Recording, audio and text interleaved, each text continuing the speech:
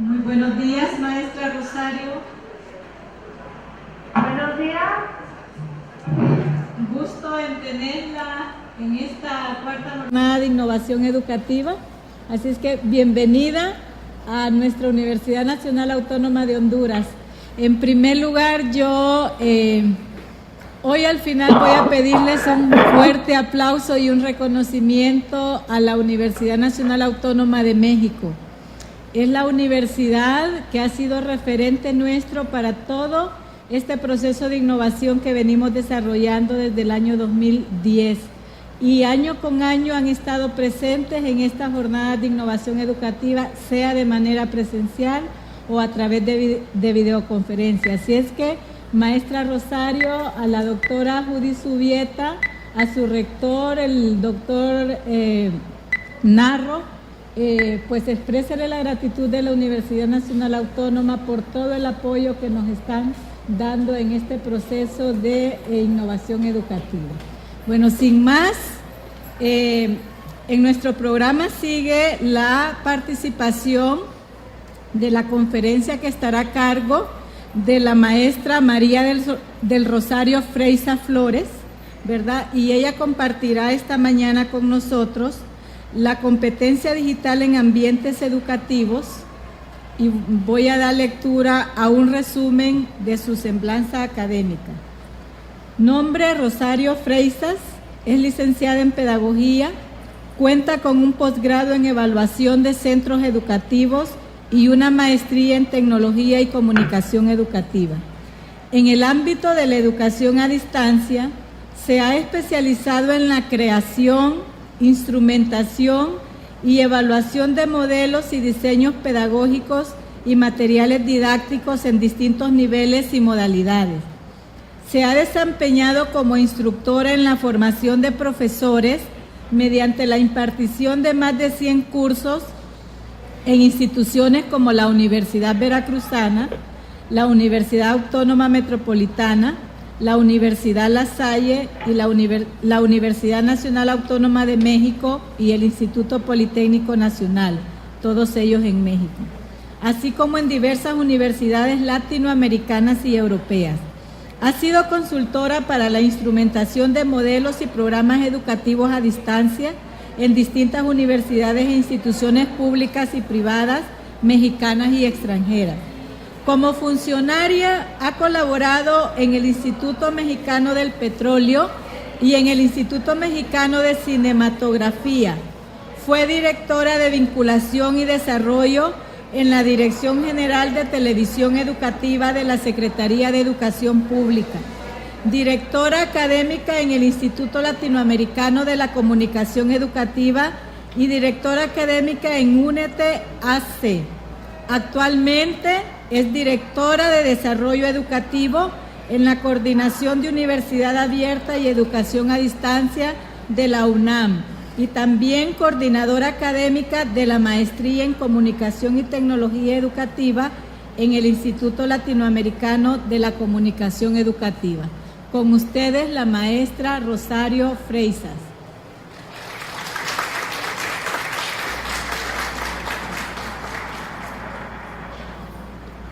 Pues muchas gracias.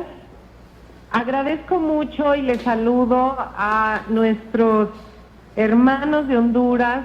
Me da muchísimo gusto que me hayan invitado a participar en esta jornada que están llevando a cabo el día de hoy. Realmente, bueno, quiero agradecer a la licenciada Julieta Castellanos, rectora de la universidad, a la doctora Rutilia Calderón Padilla, vicerrectora académica, y a la maestra Marta Quintanilla, con quien tenemos muchísima cercanía en distintos proyectos que llevamos a cabo. Son ya muchos años de colaboración estrecha con la Universidad Autónoma de Honduras y la UNAM, y es algo que celebramos todo el tiempo, nos da mucho gusto y me parece que hemos hecho construcciones conjuntas muy positivas para ambas instituciones. Entonces, pues celebro el día de hoy estar con ustedes en este espacio breve y lejano, en distancia, pero espero yo de mucha cercanía.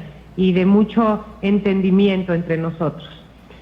Pues sin más, yo les voy a hablar un poco porque podríamos hablar muchísimo respecto de la competencia digital. De la competencia digital enfocada a los ambientes educativos, que son los que nos ocupan en nuestro quehacer cotidiano y que no solo nos ocupan, sino que nos preocupan también de manera cotidiana, permanente, y son el objeto de nuestras vocaciones. Y así pues empezaré diciéndoles que hace algunos años, digamos por ahí del año 2000, estábamos todos muy preocupados en México y por supuesto también en toda Latinoamérica y alrededor del mundo por llevar a cabo una alfabetización digital generalizada para toda la población. La preocupación era que todo mundo entrara a la sociedad de la información, digamos.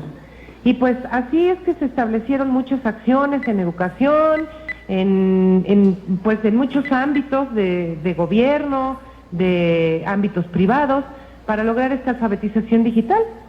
Sin embargo, el día de hoy ya nuestra preocupación va más allá. Hoy estamos preocupados ya no solo por la alfabetización digital, sino por extender una competencia digital generalizada para toda la población.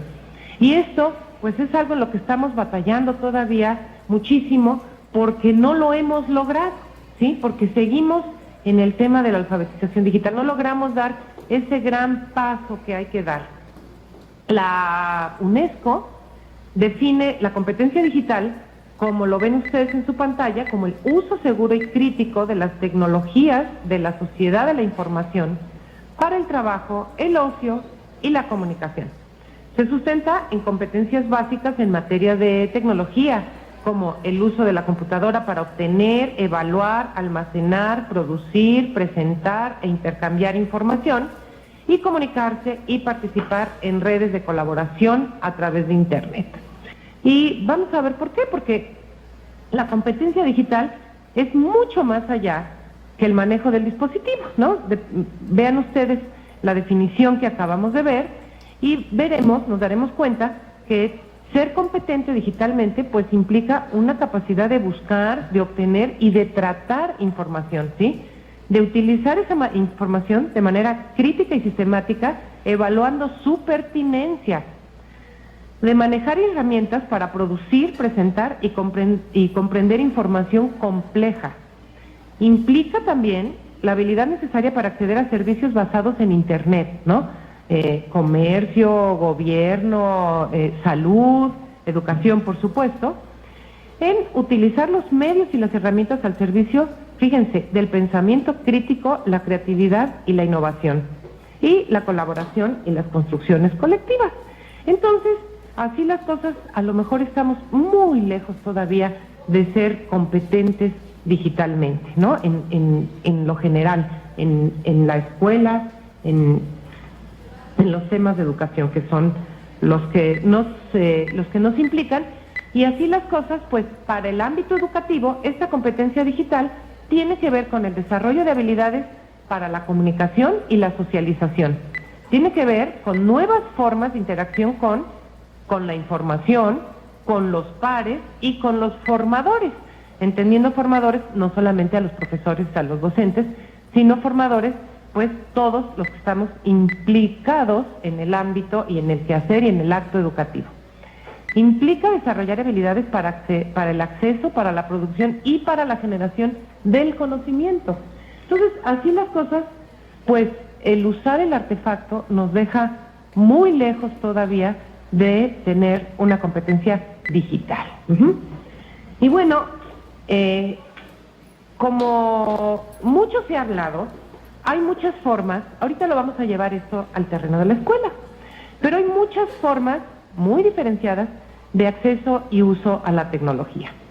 En estas fotos que les pongo, bueno, es un extremo, es una ilustración de lo que les quiero decir, porque se habló mucho y se habla todavía de aquel tema de los nativos y los migrantes y los que ya nacieron usando la computadora y los que hemos tenido que ir aprendiendo, los más viejitos que hemos tenido que ir aprendiendo en el camino y de cómo lo fuimos haciendo. Esto, sin que yo esté muy de acuerdo con esta idea, más bien poco de acuerdo con esta idea. Sin embargo, sí creo que todos tenemos maneras diferentes de interactuar con la tecnología y que son válidas todas, pero que hay que reconocernos unos y otros como usuarios diferentes, como usuarios, como personas, como individuos que nos comunicamos, que accedemos, que producimos, que nos relacionamos y que nos construimos y nos reconstruimos de manera diferente, y hoy mediada por la tecnología. No hay más, hoy estamos mediados por la tecnología en todos los ámbitos y, por supuesto, en la escuela también. Pero, ¿qué pasa en la escuela con estas formas diferenciadas de acceso y de uso? Pues pasa que la escuela no lo reconoce y no reconocemos que estamos cambiando dentro de las escuelas y no queremos movernos porque hay una fuerte crítica hacia la forma en la que los estudiantes prefieren, hacia la forma en la que los estudiantes acceden y hacia la forma en la que los estudiantes producen. Y al mismo tiempo, por parte de los estudiantes, hay un rechazo en las formas que la escuela prefiere, produce y transmite. La escuela, los estudiantes prefieren acceder a información a partir de fuentes digitales. Eso es un hecho. Prefieren dar prioridad a las imágenes, el movimiento y a la música. O sea, los estilos de aprendizaje están bien diversificados, ¿sí? No nada más el texto. Prefieren realizar tareas múltiples simultáneamente. La atención como que se pulveriza o se diferencia, y ahí tenemos a los jóvenes que tienen en su pantalla 17 ventanitas abiertas de manera simultánea y están abriendo una y otra, y nosotros, los mayores, los profesores, no podemos entenderlo. Queremos que profundicen y que se centren en una, y nosotros mismos, cuando tenemos que producir un documento, preferimos quitar la música, quitar el ruido, aislarnos, pedir que no nos interrumpan. Y los estudiantes prefieren obtener conocimientos procesando información discontinua y no lineal, porque están acostumbrados a navegar, porque están acostumbrados a los videojuegos, porque están acostumbrados a otras formas de convivir con la información y con la interacción con sus pares. Nosotros desde la escuela queremos periodos de atención más largos, queremos actividades más reflexivas y queremos centrar la atención en una única actividad en la que interviene de alguna forma el texto escrito, ¿sí? De alguna forma preponderante. Entonces, bueno, no se trata de juzgar quién tiene la razón, no se trata de ver si los estudiantes están mal o si la escuela se hizo muy aburrida. Lo que tenemos que ver es qué puntos de encuentro podemos tener con esos estudiantes y a su vez esos estudiantes con esa escuela, que es donde van a pasar una gran parte de su vida y donde van a recibir no su formación definitiva, pero sí el pilar, digamos, de lo que va a ser su formación profesional a lo largo de toda su vida. Entonces, así las cosas, ¿a qué nos estamos enfrentando? ¿A nuevos aprendizajes? ¿Tenemos que plantearnos nuevas formas de enseñanza? Tenemos que reflexionar, sí, ¿dónde estamos hoy? Hoy es 2013, ¿y dónde estamos? Parados en un planeta donde los espacios se han acortado, donde las personas se acercan, donde los procesos se eficientizan y donde la información está al alcance de todos. Gracias a eso, todo ello gracias a la gran revolución tecnológica que hemos vivido a raíz del nuevo siglo, ¿no? Y esto es un hecho, una gran revolución que cambió tanto como las otras grandes revoluciones que hubo en la historia de la humanidad.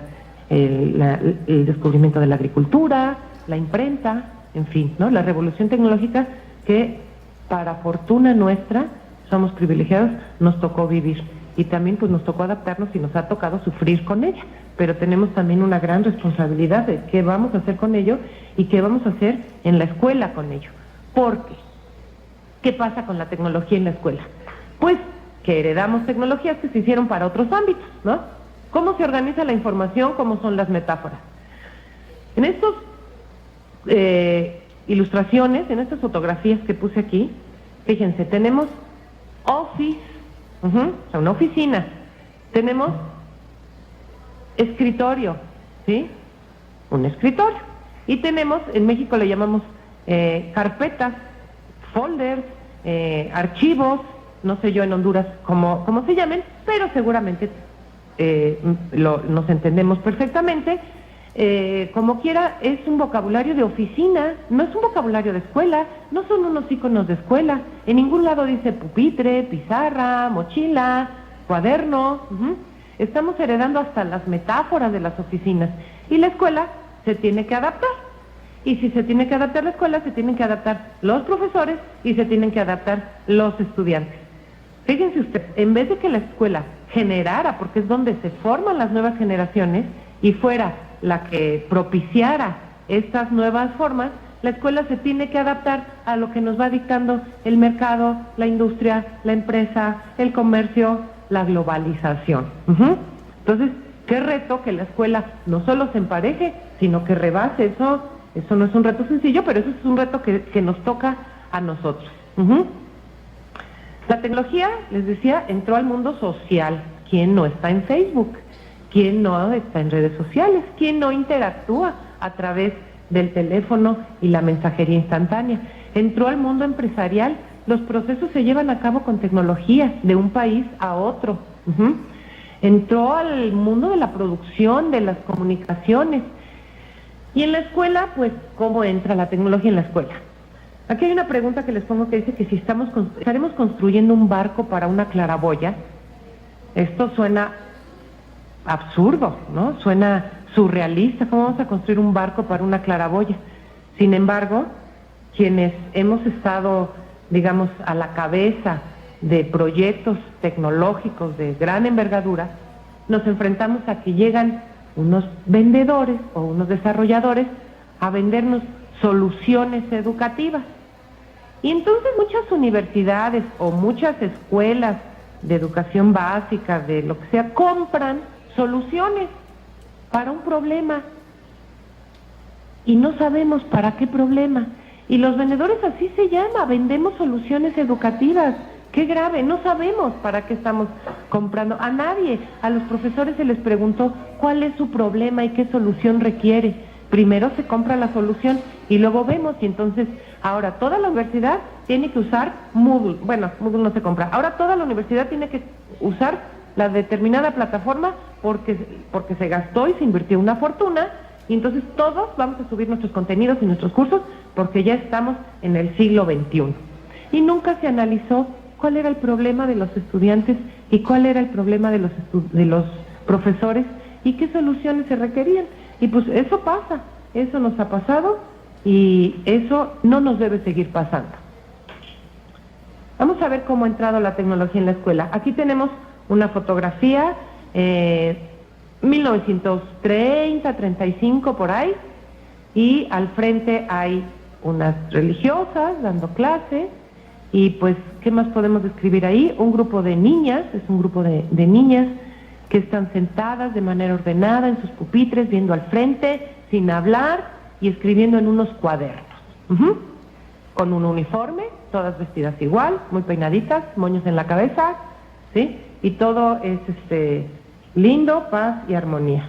Pero si nos vamos a 2013, a una escuela actual, puede ser del día de hoy, de ayer, vemos, ya se incorporó la tecnología, porque vemos una computadora y vemos un proyector. Pero vemos también un grupo de estudiantes. ¿Cómo están? Bueno, ahora el grupo es mixto, ahí se avanzó un poco, pero están sentados viendo al frente, con un uniforme, callados, ya no se usan los moños en la cabeza, pero lo que se sigue usando es el cuaderno, y entonces todos están tomando nota en su cuaderno. Ni siquiera están usando la tecnología. ¿Se fijan? Ha cambiado poco. La tecnología a lo mejor sustituye al pizarrón, a lo mejor sustituye a las cartulinas que hacíamos de niños, donde poníamos dibujábamos el sistema digestivo y la ilustrábamos y le poníamos colorcitos. A lo mejor hoy lo hacemos en un PowerPoint. Pero ¿qué pasa con las estrategias? ¿Qué pasa con la forma en la que aprendemos y construimos y reconstruimos y producimos conocimiento? En realidad, desde mi percepción, es que ha pasado poco. ¿Por qué no pensamos en ambientes? Esta fotografía que les traigo aquí es un laboratorio. No tenemos aulas así. Es un laboratorio donde se experimentan nuevas formas, aquí en la universidad, nuevas formas de enseñar, nuevas formas de aprender, donde los niños están sentados, se pueden ver los rostros, pueden producir y pueden ver lo que está haciendo el otro si lo comparten en una mesa que proyecta, y todos pueden opinar y todos pueden interactuar, pero sin embargo no es una realidad, sigue siendo un laboratorio, un experimento, un proyecto de investigación. Y bueno, en esas estamos, y la tecnología ha entrado, como ya vimos en las láminas anteriores, y además generando una serie de mitos, ¿no? Como que por sí misma propicia aprendizajes, ¿no? La tecnología no propicia el aprendizaje, pero de ninguna manera. Otro mito es que los alumnos saben más que los profesores, ¿no? Este mito que les decía de los nativos y los migrantes. Muchos profesores tenemos miedo de incorporar la tecnología en el aula porque pensamos que los alumnos nos van a dar la vuelta porque ellos sí saben y nosotros no. Y entonces por miedo, pues ya mejor me regreso a mi terreno seguro, a donde yo me siento cómodo, a donde yo domino y a donde sé más que los estudiantes. Sin embargo, habría que reflexionar porque tampoco saben tanto los estudiantes. Saben comunicarse más y más rápido, sí, pero si algún profesor hace el experimento, o seguramente que ya lo han hecho, de pedir a sus estudiantes que hagan algo que implique un uso académico de la tecnología, el uso de bases de datos, el uso de hojas de cálculo, de presentaciones, se van a dar cuenta que los estudiantes están perdidos porque no han adquirido esa competencia digital. Incluso si los ponemos a buscar en internet, pues la referencia que, al menos que les advirtamos que está prohibido, la referencia más común que vamos a tener en los escritos de nuestros alumnos va a ser la Wikipedia, seguramente. Y seguramente todos lo hemos vivido y lo vivimos. Y desde antes tenemos que poner reglas y prohibirlo, porque ya sabemos lo que va a pasar, ¿no? Y otro mito es que trabajar con tecnología es usar la paquetería de oficina, ¿no? Yo ya sé de usar tecnología porque uso Word, PowerPoint, Internet, Excel. Entonces, eso tiene que ver también con la capacitación masiva que se ha dado a profesores, donde en años anteriores, pues la capacitación consistía en eso, en enseñarles a usar paquetería de oficina, ¿sí? Si ustedes comparan la definición de competencia digital que dábamos al inicio con esto, pues realmente está muy lejos del uso de una paquetería de oficina, sin hacerla a un lado, ¿no? Por supuesto, que también es valioso. Entonces, bueno, pues ante esto, profesores, estudiantes, autoridades, tomadores de decisiones, tenemos retos por delante. Lo que tenemos que replantearnos es la forma de entender la enseñanza y el aprendizaje, no la tecnología. Tenemos que entender cómo se enseña y cómo se aprende. Y tenemos que considerar que la tecnología puede favorecer la construcción de aprendizajes significativos si se despliegan adecuadamente y se usan correctamente. O sea, se requieren las dos cosas. No puede ser de otra manera. Un uso eficiente de tecnología no debiera partir de manera inicial de qué recurso, qué artefacto, qué instrumento puedo disponer para el aprendizaje. No, debiera partir de una reflexión del aprendizaje en sí mismo, de una reflexión y una reconstrucción de la docencia, de una reflexión de los contenidos de la disciplina y de una reflexión del enfoque bajo el cual estamos trabajando. Por ejemplo, un enfoque de competencias, un enfoque centrado en el alumno, en fin, el enfoque que se elija. Pero si no reflexionamos sobre eso, entonces vamos a seguir haciendo alfabetización digital y no vamos a avanzar hacia la adquisición de una competencia digital, que es lo que se está requiriendo en este momento para que la escuela no vaya detrás, ¿sí?, de lo que está ocurriendo en el mundo, sino que se empate y, ¿por qué no?, que se adelante y que sea propiciadora de innovaciones para un mundo mejor, ¿no? Esa es la función también de la escuela. Entonces, pues, ¿cómo construir el aprendizaje? Accediendo a información relevante, comunicándonos, colaborando y haciendo. Esto lo podemos ver en la literatura pedagógica. Y para construir aprendizajes, según lo que aquí dice, hay tecnología, ahora sí llegamos, hay muchos recursos, que hay muchas herramientas tecnológicas que nos pueden ayudar a cumplir cada uno de estos requisitos, digamos, para poder aprender. La tecnología puede favorecer al aprendizaje permitiendo, ahora sí, el acceso a información relevante, permitiendo la oportunidad de potenciar la comunicación, permitiendo propiciar aprendizajes colaborativos y permitiendo la producción, la construcción de contenidos y con ello la construcción de conocimiento. Hay mucha tecnología disponible, muchos recursos para cada uno de estos puntos, y me voy rápido porque seguramente esto ya será un poco repetitivo con sus quehaceres cotidianos. Pero para acceder a información relevante, pues por supuesto hay buscadores, bases de datos, imagen, video, texto, hipertexto, muchos recursos educativos en la red o que no fueron hechos ex profeso con fines educativos, por ejemplo un periódico, una revista, pero que tienen un uso potencial educativo enorme. Y insisto que todo depende de las estrategias que se utilicen para propiciar aprendizaje. Oportunidades de comunicación a través de la red, miles, sincrónicas o asincrónicas, ¿no? Chat, conferencias como en la que estamos participando el día de hoy, y asincrónicas, pues foros, redes sociales, correo electrónico, mensajería instantánea, en fin, ¿no? Publicación de blogs u otros recursos personales. Para el aprendizaje colaborativo, herramientas también tenemos muchísimas. Google, todas las que nos presenta Google Drive, wikis, foros, redes sociales.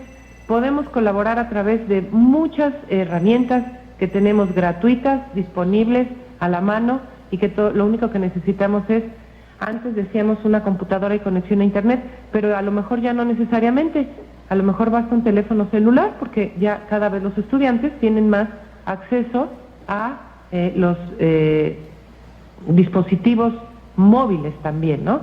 Que hasta hace poquito pues ni siquiera los considerábamos en nuestro discurso, pero que están irrumpiendo ya de manera acelerada en muchos espacios, y que permiten que además todos tengamos en nuestra bolsa, a la mano, por lo menos, además de un teléfono, una manera de comunicarnos, mandarnos mensajes, una cámara fotográfica, una cámara de video y una grabadora de audio, lo cual nos permite potenciar el aprendizaje y crear y diseñar estrategias didácticas fabulosas para utilizarse dentro y fuera del salón de clase. Y bueno, para producir conocimiento, ya me adelanté con lo que les decía hace un momento, pero procesadores de texto no se desdeñan, por supuesto, procesadores de texto y bases de datos y hojas de cálculo, imágenes, audios, videos, publicación en blogs, redes, plataformas para la educación a distancia, para la educación presencial, también como complemento, porque la educación, las modalidades mixtas, pues también están irrumpiendo de manera rapidísima y acelerada. Y por supuesto toda la producción de software educativo, gratuito o no, pero muchas posibilidades en software gratuito que se descarga de la red y que con una buena evaluación del uso que se le va a dar, pueden ser recursos fabulosos. Entonces, bueno, concluyendo, yo les diría, yo dejaría unas preguntas en el aire. Ahorita tendremos una sesión de preguntas y respuestas y comentarios de ustedes, y yo dejaría estas preguntas. ¿Cómo incorporar tecnología en mi aula? ¿Para qué? ¿No? ¿Con qué fines? ¿Cuáles tecnologías? ¿A partir de qué problemáticas son las mías, no? Por supuesto. ¿Y qué necesito para poder hacerlo? Finalmente, o casi finalmente, dice aquí que cambia el mundo, pero no las aulas. Este es un reporte que da un proyecto denominado WorldLink, financiado por el Banco Mundial en 2002. Ya tiene unos cuantos años, pero a mí me parece que este texto sigue muy vigente. Y dice, cambia el mundo, pero no las aulas. La educación goza de avances en todo gracias a la tecnología, menos en educación. Estudiantes en filas, un profesor escribiendo en el pizarrón los datos más importantes, mientras que los estudiantes escriben afanosamente lo que se dice, esperando que puedan repetirlo en un examen. La forma en lo que los estudiantes aprenden no ha cambiado. Me parece vigente 2013, esto es de 2002, debían haber pasado muchas cosas porque en estos 11 años con tecnología pasó mucho, sin embargo, me parece que seguimos un poco en las mismas, Y ya cerrando, yo les diría que atendiendo a estas funciones que tiene la educación, que parece que son contradictorias, pero que no, que son complementarias, la educación tiene una función conservadora, porque la educación tiene que permitir que el sistema se conserve y se reproduzca, y eso pues tiene que ser así, porque somos seres sociales, porque estamos adentro de un sistema político, económico, social, pero a su vez la educación tiene una función transformadora, y esta educación transformadora es la que atiende a ese reto que nosotros enfrentamos, ¿no? De transformar al mundo, de hacer un mundo mejor, un mundo más justo y un mundo con equidad para todos. La tecnología es una herramienta y es un instrumento, y nosotros nos queda la pregunta de a cuál de las dos funciones queremos que la tecnología atienda. Les dejo la pregunta, les agradezco su atención y estoy a sus órdenes para lo que quieran que comentemos en este espacio. Muchas gracias.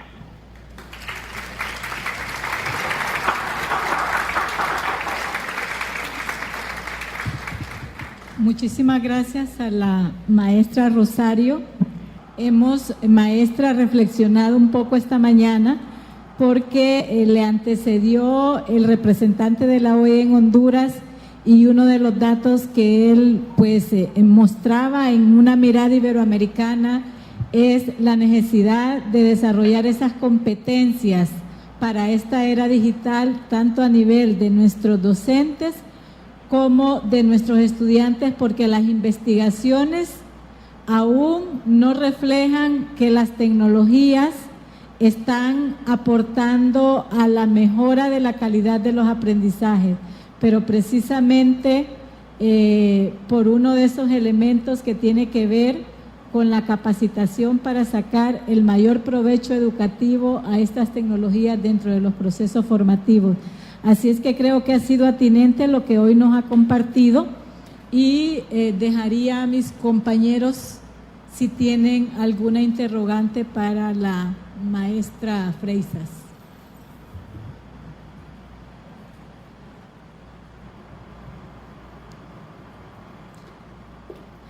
Yo quisiera, maestra, que nos pudiera compartir la coordinación de la UNAM.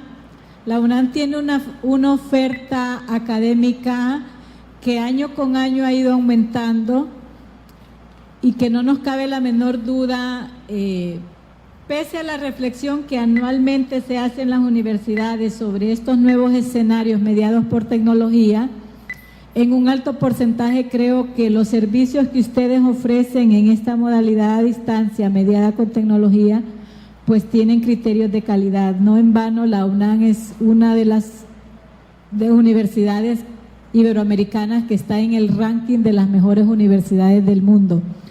¿Qué nos puede compartir sobre la experiencia que ustedes han tenido en el desempeño docente en estos ambientes mediados por tecnología? Y si tienen ustedes investigaciones que reflejen cuáles son esos elementos que se deben fortalecer en los estudiantes de esta modalidad. Con mucho gusto. Nosotros, en la Universidad Nacional Autónoma de México, tenemos un sistema de educación a distancia y educación abierta, denominado SUAYE, sus siglas, en el que tenemos actualmente 20 licenciaturas a distancia, además de un bachillerato, 7 maestrías y otras tantas especializaciones. Para estos profesores que atienden en licenciatura, trabajamos una oferta de cursos formativos porque estamos convencidos de que las competencias digitales de los profesores, y no solo las digitales, sino en términos de docencia, de estrategias, de formas para ser docente a distancia y presencial, si bien son las mismas, tienen particularidades y tienen, digamos, algunas especificidades Y en ese terreno es en donde en donde tenemos un esfuerzo importante centrado para la formación de profesores. Estas competencias diferenciadas, digamos, tienen que ver y se desprenden. Voy a ser consecuente con lo que acabo de exponer. En primer lugar, y antes de hablar de tecnología, porque la tecnología se aprende y es instrumental, tienen que ver con los alumnos que atendemos, porque finalmente nosotros como formadores, como educadores, pues estamos orientados a la atención del aprendizaje y de los estudiantes. Es el objeto de nuestras preocupaciones, es el elemento central de todo el acto educativo. Entonces, a partir de la forma en la que esos estudiantes aprenden a distancia y del perfil que esos estudiantes tienen, que es muy diferente de los estudiantes regulares que asisten a clase, es que las competencias docentes se van diferenciando y además mediadas por tecnología. Ahora sí, y además mediadas por tecnología. Entonces, hemos desarrollado una serie de cursos. Uno de ellos lo acabamos de terminar de manera muy exitosa con 106 profesores de la universidad de ustedes. Nos da mucho gusto repetir esta experiencia cada año, que es un curso para asesoría en línea, pero tenemos, y que tiene que ver con la interacción docente-estudiante. Pero tenemos otros cursos que son complemento a este y que juntos constituyen un diplomado y que tienen que ver con todos los ámbitos, digamos, de la función docente en estos ambientes a distancia y mediados por tecnología.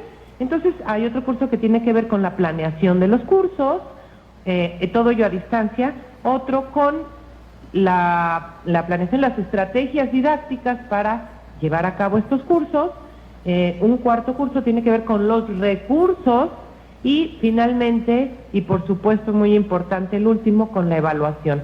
Entonces, es un panorama, digamos, muy completo de lo que es la docencia a distancia, el acto educativo mediado por las tecnologías, que permite que el docente se forme, digamos, en todo el perfil que requiere, ¿no?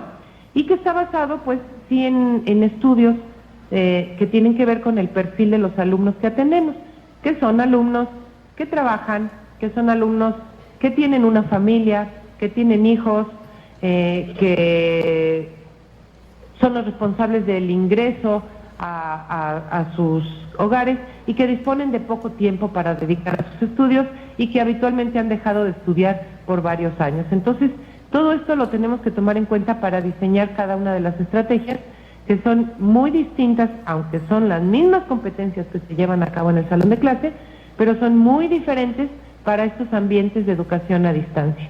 No sé, maestra, si eso responde la pregunta que me hizo.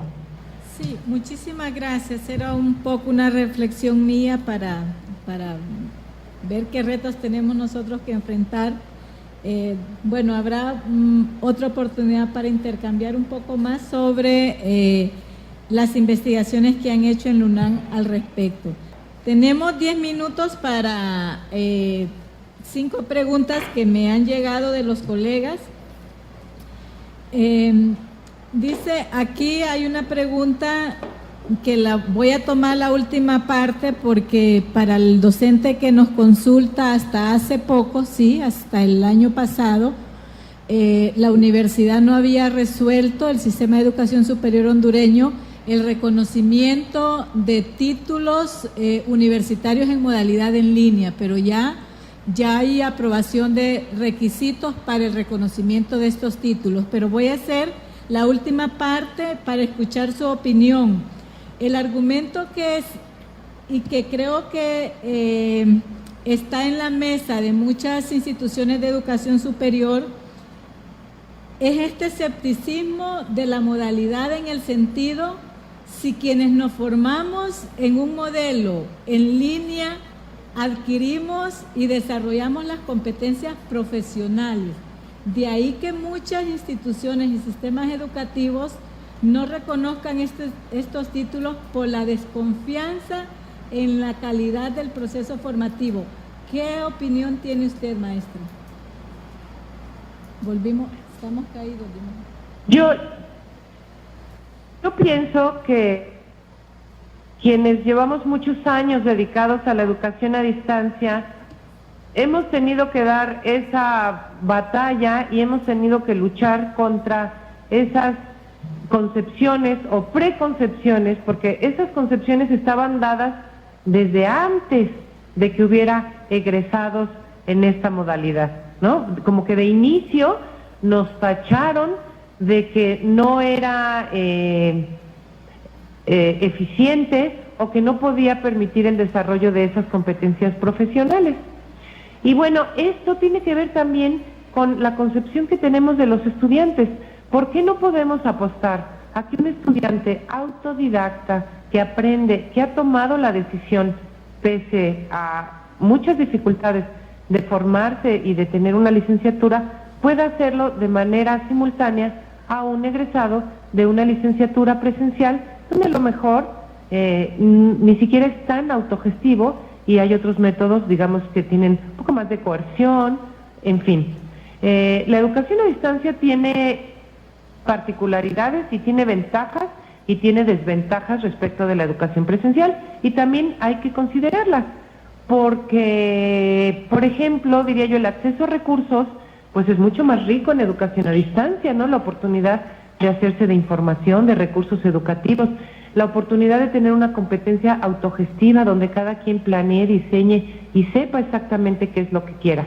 Yo creo que todavía nos falta mucho camino por andar y por reivindicarnos como una opción educativa de calidad, como estoy convencida que lo es, y en lo que todavía hay que caminar, porque tampoco nos debemos de sentar a vanagloriarnos de lo que hemos logrado. Sin embargo, es muy importante hacer mención a que hoy día y la tendencia mundial es hacia el tránsito de los sistemas presenciales a modalidades mixtas. A la vuelta de unos años, me gustaría pensar en la educación superior como una modalidad, sin modalidades, como un sistema híbrido donde cada estudiante tenga la oportunidad de escoger en cada su propia estrategia formativa, si la quiere abierta, presencial, a distancia, y de acuerdo a sus intereses, sus requerimientos, sus particularidades. Las universidades están caminando hacia ello. Hay muchos cursos de educación presencial que hoy se montan en plataformas educativas. Entonces, finalmente, la reflexión que yo hago es que hoy, cuando nació la educación a distancia, veíamos los ojos hacia la educación presencial y aprendíamos y tratábamos de aprender formas para llevarlas a lo que nosotros queríamos hacer. Y así pusimos fotocopias en la red, hicimos muchas cosas que después nos permitieron avanzar y transitar, y que la tecnología nos ayudó a que se diera ese tránsito. Ejemplo de ello, el aprendizaje en colaboración. Nos ha ayudado muchísimo la tecnología. Hoy, la educación presencial, hoy es al revés. Hoy la educación presencial vuelve sus ojos a la educación a distancia para aprender de ella. Y entonces saldremos reivindicados de si es o no es de calidad. Yo quiero pensarlo así. Plenamente de acuerdo con usted, maestra Freyces. Mi caso particular.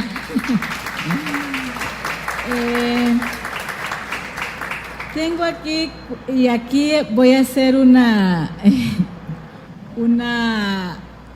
aporte mío antes de dar la lectura a la profesora. Es parte de la pregunta y tiene que ver con lo que estamos haciendo y lo que debemos innovar en cada jornada. Tiene razón el profesor que hizo la pregunta, y están esos mecanismos de que no esté leyendo, sino que la profesora Freyces pueda tener ella sus preguntas de manera digital. Cuestionan porque estamos haciendo las preguntas por papel. Sí hay mecanismos, sí creo que deben haber las dos opciones, cuando todos habilitar una máquina para quienes estén por videoconferencia o por Skype, el profesor puede ingresar su pregunta directamente. Es válida, sí lo he visto en otros eventos internacionales donde incluso se crea a veces un espacio en la web donde se ingresan las preguntas.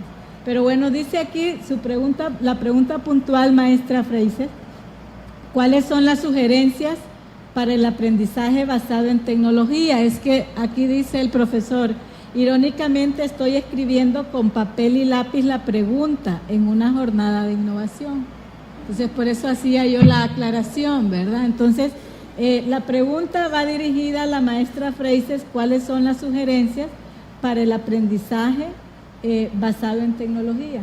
No basado, tal vez mediado, ¿verdad? ¿La escuchamos? Bueno, no se alcanza a escuchar con mucha claridad, pero si entendí bien y me preguntan sugerencias para aprender con tecnología. Así es. Yo les diría, yo regresaría a la pregunta esa que les planteaba de estamos construyendo un barco para una claraboya. Esa me gusta mucho porque mi sugerencia es que reflexionemos en qué problemáticas o qué situaciones educativas es necesario enfrentar y resolver, y después vemos con qué tecnología lo podemos solucionar. Cuando la tecnología soluciona un problema, todos nos hacemos usuarios de ella. Cuando nos la imponen, la rechazamos y no sirve, y el dinero se desperdicia, el tiempo se desperdicia y el potencial educativo de los estudiantes también se desperdicia, porque los estudiantes pueden ser flojos, renuentes, tramposos, pueden ser todo lo que nosotros queramos, menos tontos. Los estudiantes tienen un potencial educativo que se puede, tienen una inteligencia y un potencial que se puede crecer de manera exponencial si lo vemos adecuadamente y partimos de un punto de vista educativo, de un punto de vista personal, de la persona, del grupo, de seres humanos. Les pongo un ejemplo. Todos, lo he hecho con muchos grupos numerosos de profesores, cuando no todo el mundo era usuario, decía ser no usuario de tecnología, y yo pregunto si todos hacemos uso del cajero automático para sacar dinero. Y al menos en México todos levantaban la mano, todos usaban el cajero automático. ¿Y esto por qué? Pues porque el tener la oportunidad de tener un cajero, un banco, donde puedo obtener dinero, mi dinero, por supuesto, en sábado, en domingo, en día festivo, a cualquier hora, donde no tengo que esperar el pago de la quincena, si es en viernes, a correr a cambiar mi cheque, porque si no, ¿qué hago sábado y domingo? Entonces, todos nos hicimos usuarios de la tecnología porque nos solucionó un problema, nos arregló la vida. Y entonces nadie rechazó, quizá al principio, pues los cambios son dolorosos, pero nadie rechaza hoy el usar una computadora. Los cajeros automáticos son computadoras. Nadie rechaza hoy el uso de una computadora para resolver un problema. ¿Y qué mayor problema? Pues el que está relacionado con mi bolsillo. Y lo mismo pasa en educación. Cuando los profesores comprenden que si usan una herramienta como Dropbox, por ejemplo, y ahí suben desde el día 1 todas las lecturas del curso, y los estudiantes ya no tienen problema, ya se acaba el mercado negro de las fotocopias, se acaba la perdedera, se acaba todo eso, y no hay pretextos para no leer, entonces se soluciona un problema, pero el problema existía previamente, y la tecnología lo vino a solucionar. Yo creo que esa es una sugerencia inicial, digamos, como un punto de partida y que nos puede, a partir de allí, bueno, pues por supuesto es un largo proceso, pero me parece un buen punto de partida la detección de problemas y después ver cómo los solucionamos y qué requerimos para solucionarlos. Y seguramente va a haber algún recurso tecnológico que nos va a ayudar muchísimo. Hay dos notitas donde felicitan por su posición ponderada y realista en cuanto a la incorporación de las tecnologías a los procesos educativos, que comparten su postura, y hay otras dos también relacionadas que les daré lectura, y es relacionada como qué estrategias se pueden utilizar para cambiar los esquemas mentales en los docentes ya muy adultos que se resisten al cambio y al uso, a la incorporación de estas tecnologías a su quehacer educativo. Si se les deja por fuera o qué estrategia seguir para incorporarlos a estos procesos. Creo que no entendí bien la pregunta. Si me hace un favor de repetírmela. Sí. ¿Se entendió? Sí. ¿Qué estrategia sugiere para cambiar los esquemas mentales en los docentes que se resisten a la incorporación de las tecnologías a su práctica educativa? Si se opta por no considerarlos dentro de las estrategias de capacitación, ¿o qué camino seguimos para incorporarlos y que ellos puedan hacer ese cambio? Ya la entendí. Gracias.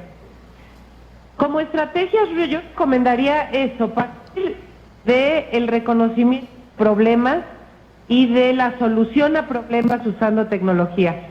Es decir, si el tema de un profesor es ese ejemplo que les ponía, la distribución de los materiales de lectura, nada más, pues nos podemos centrar a resolver el problema de la distribución de los materiales de lectura. No tratar de que en un solo proceso formativo de capacitación adquieran todo y adquieran esquemas de uso. ¿Se acuerdan que les decía que hay distintas maneras de acceso y de uso? Yo respetaría las distintas maneras de acceso y de uso de cada quien. Ese punto de partida me parece importante. Y respecto a la segunda pregunta para hacer mejores los programas de capacitación, yo creo que hemos dado demasiados cursos y eso no basta y no es suficiente, porque termina el curso y finalmente todo el mundo vuelve a su rutina y no pasó nada. Lo que es muy recomendable es instrumentar estrategias de acompañamiento a los profesores, donde ellos sientan que lo que están instrumentando en clase día a día es reconocido, es apoyado y es sostenido por alguien o por una estrategia mayor, digamos, que lo hace ir como en una línea. Si nosotros damos el curso y ahí se acabó, es difícil que surta efecto, digamos, o que se incorpore en la práctica.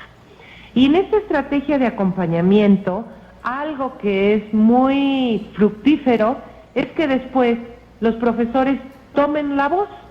Es decir, cuando nosotros propiciamos o apoyamos o facilitamos que exista este trabajo entre pares de colaboración, no en todos los ambientes se puede dar, pero si están reunidos los profesores por grupos, por academias, por claustros, que se reúnan para hablar de sus experiencias de incorporación de la tecnología en el aula, cómo les fue, qué problemas tuvieron, cómo lo solucionaron, y que permitiéramos que otros aprendieran de otros, sin querer llegar nosotros por arriba, desde fuera, a dictarles lo que debe de ser. Hay que respetar esas formas diferenciadas de cada quien y hay que permitir que entre pares los grupos crezcan, porque esa es la mejor forma y la mejor estrategia de aprendizaje entre los adultos. Bueno, aquí una última, quizás después nos dé el dato para trasladárselo a ella, que mencionó algunos sitios que pueden descargar recursos para usar en el aula. Luego nos pondremos en contacto para enviar las direcciones de esos recursos que la profesora ha mencionado, que están de manera gratuita en la web y que pueden utilizarse. Maestra Rosario, ha sido una mañana grata el haber tenido el compartir con usted. Creo que ha sido de mucho provecho para la comunidad académica participante en esta jornada.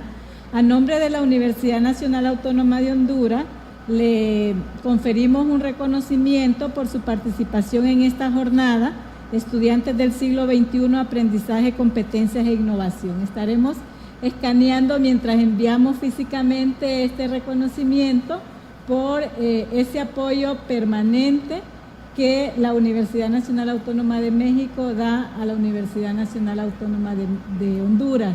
Así es que mil gracias por esa disposición, porque siempre que los buscamos están ahí.